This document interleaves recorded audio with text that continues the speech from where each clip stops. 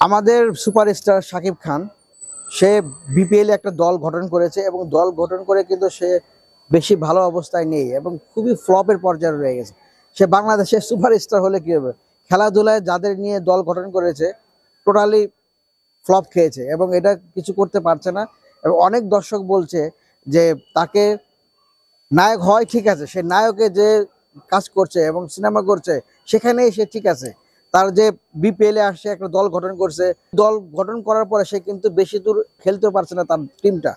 এখন অনেকেই বলছে যে না, আপনি সিনেমা করেন সুপারস্টার ঠিক আছে, ওখানে আপনি ঠিক আছে, কিন্তু এখানে আপনার আসা ঠিক হয়নি। এইটার কারণ অনেকেই বলছে যে তার সংসারে শান্তি নেই। দুইটা বউ, অপু বিশ্বাস এবং বুবলি, তারা দুই দিক থেকে চাপ দিচ্ছে এবং চাপ দেওয়ার পর তার মাথায় এফেক্ট পড়ছে। ওই এফেক্টের কারণেই তার যে বিপিএল এর খেলার যে টিমটা, সে তো ওখানে ওখানে মনোযোগ দিতে পারতেছে না। এই জন্যই মনে হয় কোনো প্রবলেম হচ্ছে, অনেকেই আপনারা বলছেন।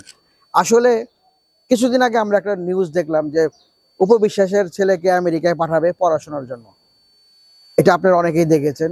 কিন্তু যে কোনোভাবে উপবিশ্বাস শাকিব খানকে কন্ট্রোল করেছে অথবা আয়ত্তে এনেছে, আনার পরে সবকিছু তাদের মধ্যে আন্ডারস্ট্যান্ডিং হওয়ার পরে না, ওই ছোট ছেলেকে সে আমেরিকায় পাঠাবে না, বাংলাদেশে পড়াবে।